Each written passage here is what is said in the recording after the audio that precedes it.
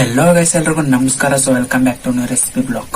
So ಇವತ್ತು ನಾನು ನಿಮ್ಗೆ ಹೇಳ್ಕೊಡ್ತಾ ಇದೀನಿ easy and tasty and healthy ಗೊಜ್ಜು ಅವಲಕ್ಕಿ ಮಾಡೋದು ಹೇಗೆ ಅಂತ. So simple and tasty, so within 30 minutes ಅಲ್ಲಿ ಮಾಡಬಹುದು. ಸೊ ಚಾನಲ್ಗೆ ಹೊಸಬರಾಗಿದ್ರೆ ಸಬ್ಸ್ಕ್ರೈಬ್ ಆಗೋದನ್ನ ಮರಿಬೇಡಿ. ಸೊ ಇದೇ ತರ ಹೆಚ್ಚಿನ ರೆಸಿಪಿ ಬ್ಲಾಗ್ಸ್ ಬರ್ತಾನೆ ಇರ್ತವೆ. ಸೊ ಬನ್ನಿ ಇನ್ನ ತಳಮಳದಲ್ಲೇ ಕಿಚನ್ ಹೋಗಿ ವಿಡಿಯೋನ ಸ್ಟಾರ್ಟ್ ಮಾಡೋಣ. ಈ ಗೊಜ್ಜು ಅವಲಕ್ಕಿ ಮಾಡೋದಕ್ಕೆ ಬೇಕಾಗಿರೋ ಸಾಮಗ್ರಿಗಳನ್ನ ನೋಡ್ಕೊಂಬಿಡೋಣ. ಸೊ ಆಮೇಲೆ ಕ್ವಾಂಟಿಟಿ ಎಷ್ಟೆಷ್ಟು ಬೇಕು ಅಂತ ಮಾಡೋ ವಿಧಾನ ಅಲ್ಲಿ ಡೀಟೇಲ್ ಆಗಿ ನೋಡ್ಕೊಳ್ಳೋಣ. ಸೊ ಗಟ್ಟಿ ಅವಲಕ್ಕಿ, ಸಾಂಬಾರ್ ಪುಡಿ, ಅರಿಶಿನ, ಎಣ್ಣೆ, ಜೀರಿಗೆ, ರುಚಿಗೆ ತಕ್ಕಷ್ಟು ಉಪ್ಪು, ಆಮೇಲೆ ಕಡಲೆ ಬೀಜ ಮತ್ತೆ ಬಿಳೆ ಎಳ್ಳು. ಸೊ ಇದನ್ನ ಫ್ರೈ ಮಾಡ್ಕೊಂಡು ನುಣ್ಣಗೆ ಪುಡಿ ಮಾಡ್ಕೊಬೇಕು. ಆಮೇಲೆ ಒಗ್ಗರಣೆಗೆ ಕಡಲೆಬೇಳೆ, ಉದ್ದಿನಬೇಳೆ, ಕಡಲೆ ಬೀಜ, ಆಮೇಲೆ ಇಂಗು, ಆಮೇಲೆ ಹುಣಸೆ ಹುಳಿ, ಒಂದ್ ಸ್ವಲ್ಪ ಬೆಲ್ಲ, ಆಮೇಲೆ ಒಣಕೊಬ್ಬರಿ, ಸಾಸಿವೆ, ಕರಿಬೇವು, ಆಮೇಲೆ ಬ್ಯಾಡಗೆ ಮೆಣಸಿನ್ಕಾಯಿ, ಒಂದೆರಡು ಗುಂಟೂರು ಮೆಣಸಿನ್ಕಾಯಿ. ಸೊ ಗುಂಟೂರು ಹಾಕೊಂಡ್ರು ನಡೆಯುತ್ತೆ, ಹಾಕೊಳ್ಳಿಲ್ಲ ನಡೆಯುತ್ತೆ. ಸೊ ಇಷ್ಟು ಸಾಮಗ್ರಿಗಳು ಬೇಕು. ಸೊ ಬನ್ನಿ ಇನ್ನ ಮಾಡುವ ವಿಧಾನ ಹೇಗೆ ಅಂತ ಕ್ವಿಕ್ ಆಗಿ ನೋಡ್ಕೊಂಬಿಡೋಣ. ಸೊ ಮೊದಲಿಗೆ ಒಂದು ಜಾರ್ ತಗೊಂಡು 1 ಕಪ್ಪು ಗಟ್ಟಿ ಅವಲಕ್ಕಿ. ಸೊ ಇದನ್ನ ಒಂದ್ ಸ್ವಲ್ಪ ತರಿಯಾಗಿ ಪುಡಿಯಾಗಿ ರುಬ್ಕೊಂಬರೋಣ ಬನ್ನಿ.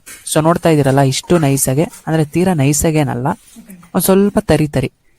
ಸೊ ಮೀಡಿಯಂ ಆ ತರ ರುಬ್ಕೊಂಡು ಬರಬೇಕು. ಸೊ ರುಬ್ಬಿದಾಯ್ತು. ಒಂದು ತಪ್ಪಲೆ ತಗೊಂಡು ಏನ್ ಮಾಡೋಣ ಅಂದ್ರೆ, ಈ ಗಟ್ಟಿ ಅವಲಕ್ಕಿ ರುಬ್ಕೊಂಡಿದ್ವಲ್ಲ, ಸೊ ಅದನ್ನ ಹಾಕೊಂಬಿಡೋಣ. ಸೊ ಗೈಸ್, ಸೊ ನೀವಿನ್ನ ಚಾನೆಲ್ಗೆ ಸಬ್ಸ್ಕ್ರೈಬ್ ಆಗಿಲ್ಲ ಅಂದ್ರೆ ಇವಾಗಲೇ ಸಬ್ಸ್ಕ್ರೈಬ್ ಆಗಿ.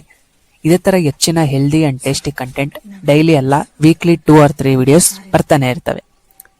ಸೊ ಆಮೇಲೆ ಸಾಂಬಾರ್ ಪುಡಿ ಒಂದು 2 ರಿಂದ 3 ಟೇಬಲ್ ಸ್ಪೂನು ಅಥವಾ 4 ಟೇಬಲ್ ಸ್ಪೂನು. ಸೊ ಸಾಂಬಾರ್ ಪುಡಿ ಆದ್ಮೇಲೆ, ಸೊ ಹೇಳಿದಾಗೆ ಕಡಲೆ ಬೀಜ, ಬಿಳೆ ಎಳ್ಳು ಲೈಟಾಗಿ ಹುರ್ಕೊಂಡು ಸೊ ನುಣ್ಣಗೆ ಪುಡಿ ಮಾಡ್ಕೊಳ್ಳೋದು. ಸೊ ಮನೆಯಲ್ಲೇ ಮಾಡ್ಕೊಂಬೋದು, ಔಟ್ ಸೈಡ್ ಇಂದ ಏನ್ ತರ ಅವಶ್ಯಕತೆ ಇಲ್ಲ ಇದನ್ನ. ಸೊ ಆಮೇಲೆ ಹುಣಸೆ ಹುಳಿ, ಸೊ ಒಂದು ಸ್ವಲ್ಪ ಹುಣಸೆ ಹಣ್ಣ ಸೊ ಬಿಸಿ ನೀರಲ್ಲಿ ನೆನ್ಸ್ಕೊಂಡ್ರೆ ಬೇಗ ಆಗುತ್ತೆ, ಅಥವಾ ನೀವು ಒಂದು 4 ಅವರ್ ಮುಂಚೆನೆ ನೆನ್ಸಿಕೊಳ್ಳ್ರಿ, ಚೆನ್ನಾಗಿ ಹುಳಿ ಬಿಡುತ್ತೆ.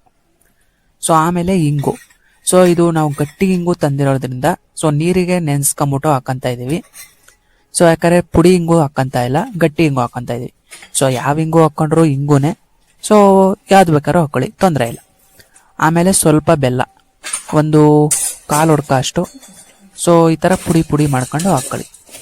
ಸೊ ಇಷ್ಟು ಹಾಕೊಂಡ್ಮೇಲೆ ಮಿಕ್ಸಿಂಗು, ಸೊ ಸಾಂಬಾರ್ ಪುಡಿ, ಆಮೇಲೆ ಹುಣಸೆ ಹುಳಿ, ಬೆಲ್ಲ, ಸೊ ಇಷ್ಟುನು ಚೆನ್ನಾಗಿ ಮಿಕ್ಸ್ ಆಗ್ಬೇಕು.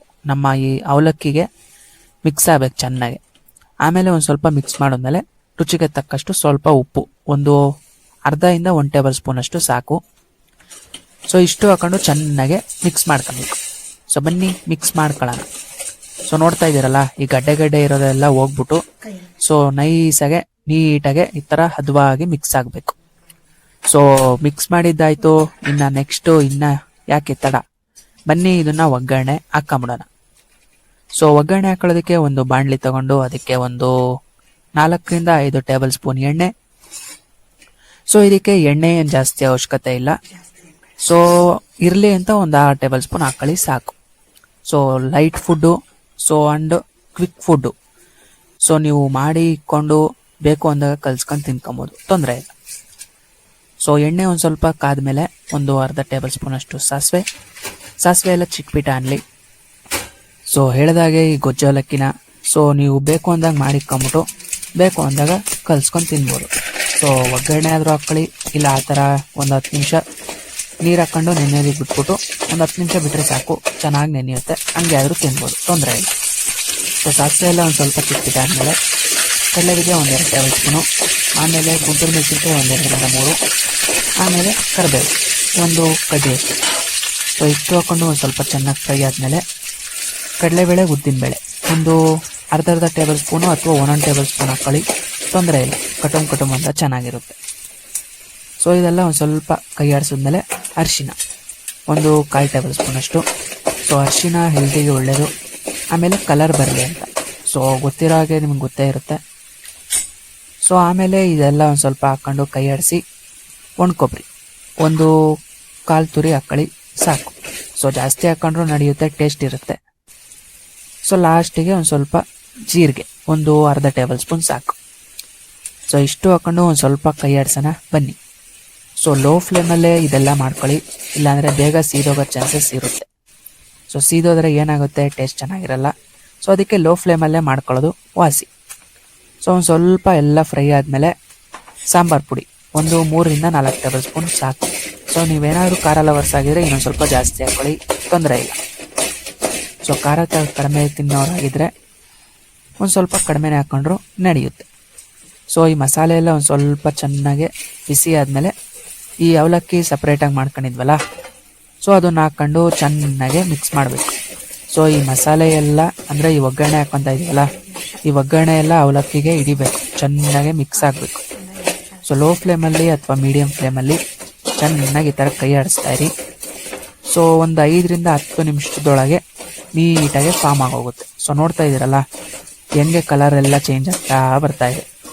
ಸೊ ಇದು ಮಾಡೋದಕ್ಕೇನು ಟೈಮ್ ಏನು ಜಾಸ್ತಿ ಅವಶ್ಯಕತೆ ಇಲ್ಲ, ಒಂದು 30 to 40 ಮಿನಿಟ್ಸ್ ಇದ್ರೆ ಸಾಕು, ಬೇಗನೆ ರೆಡಿ ಆಗೋಗುತ್ತೆ. ಸೊ ಹೇಳ್ದಾಗೆ ಇದು ಕ್ವಿಕ್ ರೆಸಿಪಿ. ನೀವು ಔಟ್ಸೈಡ್ ಎಲ್ಲಾದರೂ ಟ್ರಿಪ್ ಏನಾನ ಹೋಗ್ತಾ ಇದ್ರೆ ಸೊ ಇದನ್ನ ಮಾಡ್ಕೊಂಡು ಬಾಕ್ಸಿಗೆ ಹಾಕೊಂಡು ಹೋಗಿ ನೀರು ಹಾಕೊಂಡು ಕಲ್ಸ್ಕೊಂಡು ತಿನ್ನೋದು ಅಷ್ಟೇ. So tasty and healthy and quick recipe. So ನೀವು ಒಂದ್ಸಲ ಟ್ರೈ ಮಾಡಿ, ಟ್ರೈ ಮಾಡಿದ್ಮೇಲೆ ಹೇಗೆ ಅನ್ನಿಸ್ತು ಅಂತ ಕಮೆಂಟ್ ಮಾಡಿ. ಸೊ ಆಮೇಲೆ ಇದು ಎಷ್ಟು ದಿವಸ ಇರುತ್ತೆ ಅಂದರೆ, ಸೊ ನೀರು ಹಾಕ್ತಲ್ಲೇ ಇದ್ರೆ ಒಂದು 3 ತಿಂಗಳವರೆಗೂ ಇರುತ್ತೆ. ಸೊ ನೋಡಿದ್ರಲ್ಲ, ನೀರು ಹಾಕ್ಕೊಂಡು ಒಗ್ಗರಣೆ ಹಾಕೊಂಡ್ರೆ ಈ ಥರ ಇರುತ್ತೆ. ಸೊ ನೀವು ಒಂದ್ಸಲ ಟ್ರೈ ಮಾಡಿ. ಸೊ ಗೈಸ್ ನೋಡಿದ್ರಲ್ಲ ಎಷ್ಟು ಸಖತ್ತಾಗೆ. ಸೊ ವಿದಿನ್ 30 to 40 ಮಿನಿಟ್ಸ್ ಅಲ್ಲಿ ಈ ಗೊಜ್ಜು ಅವಲಕ್ಕಿನ ರೆಡಿ ಮಾಡ್ಕೊಬಹುದು. ಸೊ ಬೇಕು ಅಂದಾಗ ಕಲ್ಸ್ಕೊಂಡು ತಿನ್ಕೊಳ್ಳಿ ಅಷ್ಟೇ. ಸೊ ವಿಡಿಯೋ ಇಷ್ಟ ಆಗಿದ್ರೆ ಕಮೆಂಟ್ ಮಾಡೋದನ್ನ ಮರಿಬಿಡಿ. ಹಾಗೆ ಸಬ್ಸ್ಕ್ರೈಬ್ ಆಗಿ, ಲೈಕ್ ಮಾಡಿ, ಹಾಗೆ ನಿಮ್ಮ ಸ್ನೇಹಿತರ ಜೊತೆಗೂ ಶೇರ್ ಮಾಡಿ. ಅವರು ಒಂದ್ಸಲಿ ಈ ರೆಸಿಪಿನ ಟ್ರೈ ಮಾಡಿ. ಸೊ ಮತ್ತೆ ನೆಕ್ಸ್ಟ್ ರೆಸಿಪಿ ವ್ಲಾಗ್ ಅಲ್ಲಿ ಭೇಟಿ ಆಗ್ತೀನಿ ಅಂತ ಹೇಳ್ತಾ ಧನ್ಯವಾದಗಳು.